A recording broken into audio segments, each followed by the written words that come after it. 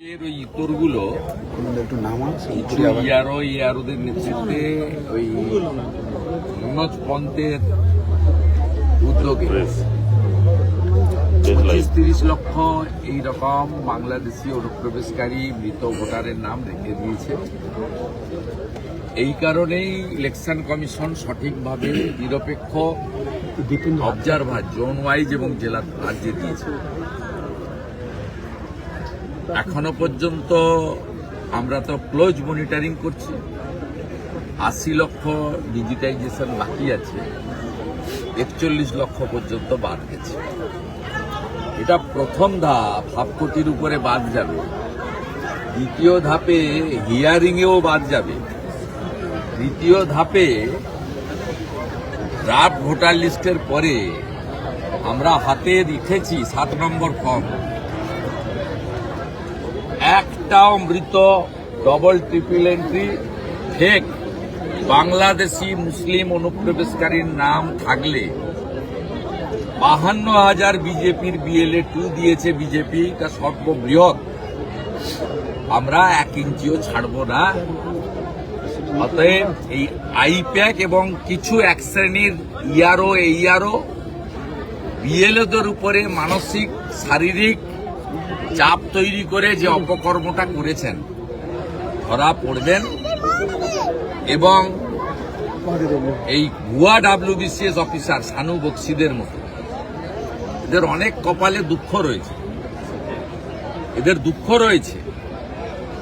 আমি দাবি করব জোন অবজারভাররা বিডিও অফিসগুলোয় ঘোরা শুরু করুন এবং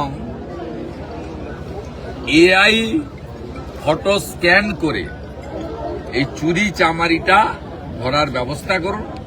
এর বাইরেও আধুনিক প্রযুক্তিতে শ্বশুরকে বাবা, বাবাকে শ্বশুর বানানোর খেলা ধরা যাবে, ধরা পড়বে। সঠিক SIR হলে 1,25,30 লক্ষ লোকের নাম বাদ যাওয়া উচিত। এখানে 100% SIR হবে না, তারপরেও 1 কোটির কাছাকাছি নাম বাদ যেতে বাধ্য। প্রথম রাউন্ডেই 1/2 কোটির বেশি নাম বাদ যাবে। সোফার মাই ইনফরমেশন অ্যান্ড নলেজ 41 লক্ষ নাম অলরেডি ডিলিটেড। অতএব আপনারা দিদির ভূত আর পিসির ভূত করুন আর দুধ করুন, এবারে কোনো লাভ হবে না, কোনো লাভ হবে না। আপনারা যেমন সক্রিয়, তার থেকেও অতি সক্রিয় আপনাদের যারা সরাতে চায়। সে বিজেপির লোক শুধু নয়, অসংখ্য বেকার যুবক যুবতী, নিপীড়িত নির্যাতিত শোষিত, যারা আপনাদের মুখ্যমন্ত্রীকে দলকে নিতে পারছে না, তারা কিন্তু এবারে জাগ্রত প্রহরীর কাজ করছে। তার ফল 7ই ফেব্রুয়ারি দেখতে পাবেন। এ তো সবে আর্লি মর্নিং, এখনো বেলা গড়ায়নি। একই রকম ভাবে আপনাকে তো আমি বলছি, যেদিন এই মহিদুল টহিদুল ইত্যাদিদের পাঠিয়ে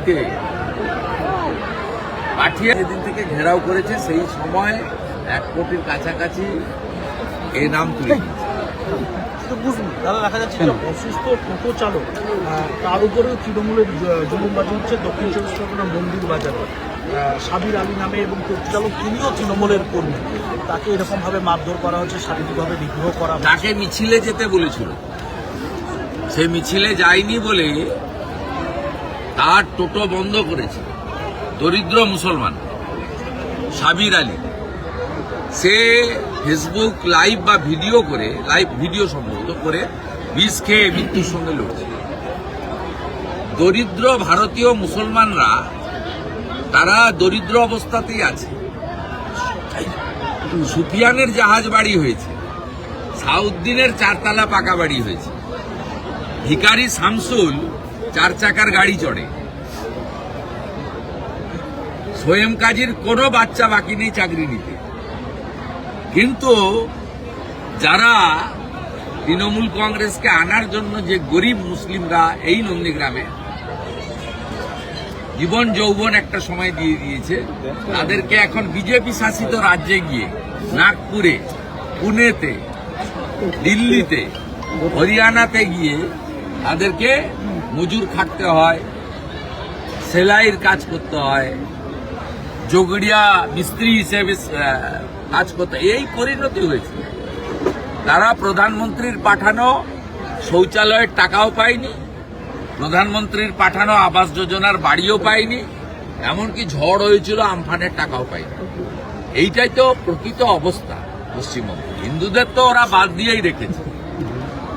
হিন্দু হলে তো নন্দীগ্রামের 9টা সিভিক ছেলেকে শুধু হিন্দু বলে ট্রান্সফার করে দিয়েছে, যার মধ্যে 3টে তৃণমূল পরিবারের ছেলে আছে, এই হরিপুরের ছেলেরা। হিন্দুদের কথা তো ছেড়ে দেন, এটা হিন্দু বিরোধী সরকার। দরিদ্র মুসলিমদের অবস্থাটাও কি দেখুক, এই এখানে ঘুরলেই বুঝতে পারবেন।